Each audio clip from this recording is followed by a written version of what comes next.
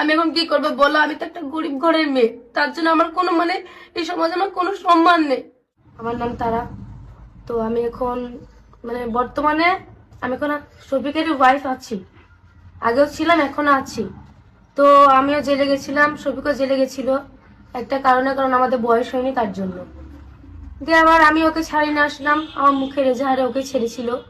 তারপর সব ঠিকঠাকই ছিল, যে বয়স হবে তারপরে আমাদের আবার অনুষ্ঠান হবে, বিয়ে হবে, তারপর আমরা যাওয়া আসা করবো। এখন শফিক আমাকে রেখে অন্য মেয়ে মানে ওই নহা সোনালী মেয়েটাকে নিয়ে সম্পর্কে যায়, তারপরে ওইসব খারাপ কাজ করে। মেয়েটার বয়স হলো 21+, শফিকের হলো 17। তো তোমরা তো দেখেছো যে ভিডিওটা শফিক করেনি, করেছে ওই সোনালী নামের মেয়েটা, কারণ ফেমাস হওয়ার জন্য, ভাইরাল হওয়ার জন্য, টাকা শফিকের টাকা লুটে খাওয়ার জন্য।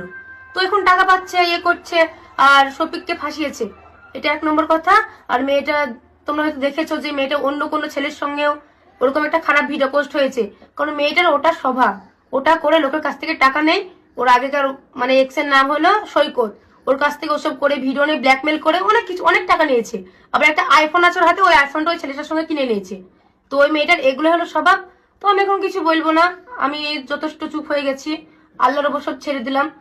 তো সোনালী আর রাজা এরকম ভাবে আমাকে ফোনে মানে ফোন করে আমাকে এরকম করে ধমকি দেয় যে তোর স্বামীকে আমি জেলে ভরে দিব যদি আমাদের কথা না শুনিস, যদি শফিককে ফোন করে বন্ধ না করিস। তারপর শফিককে যা যা বলতে বলে শফিক আমাকে গালাগালি করে, ওরাও গালাগালি করে অনেক। সমস্ত প্রমাণ আমার এই ফোন আছে, তোমরা যদি জানতে চাও আমাকে কমেন্ট করো, আর আমি এই ফোনের প্রমাণ নিয়ে তোমাদের সামনে আসবো।